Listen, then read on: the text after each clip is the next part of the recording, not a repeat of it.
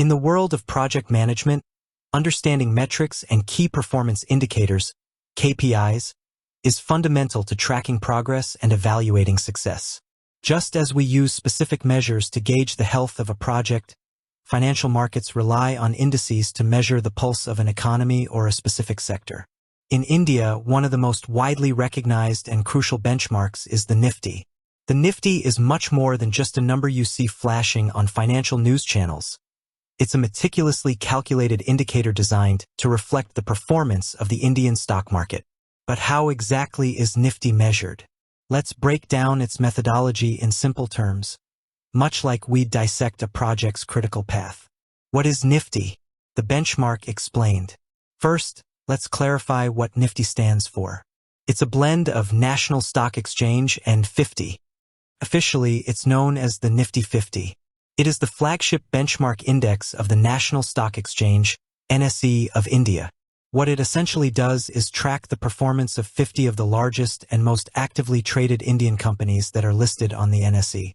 These 50 companies are carefully selected to represent various key sectors of the Indian economy, such as banking, information technology, oil and gas, consumer goods, and automobiles.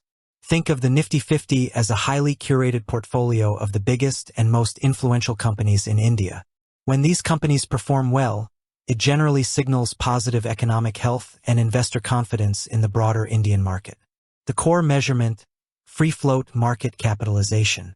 The Nifty 50 is calculated using a methodology called free float market capitalization weighted.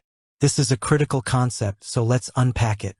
Market capitalization, market cap for any company, its market capitalization is simply its current share price multiplied by the total number of its outstanding shares.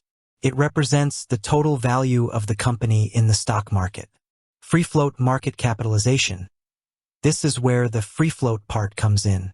Not all outstanding shares of a company are freely available for trading in the open market. Shares held by promoters, the founders or controlling shareholders, government entities, strategic investors, or those locked up in employee trusts are generally not traded frequently. The free float market capitalization only considers the shares that are readily available for public buying and selling. This gives a more accurate picture of what's truly available and actively traded in the market. Why free float? If the index considered all shares, total market cap, a company where most shares are held by its founders and rarely traded could artificially inflate its influence on the index.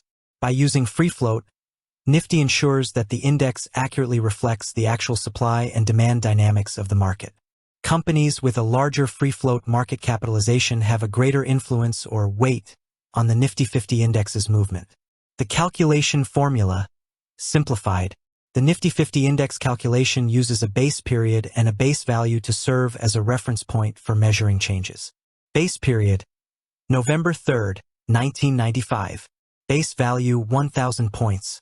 Base market capital, 2.06 trillion, a calculated figure representing the aggregate free float market capitalization of the 50 companies at the base period.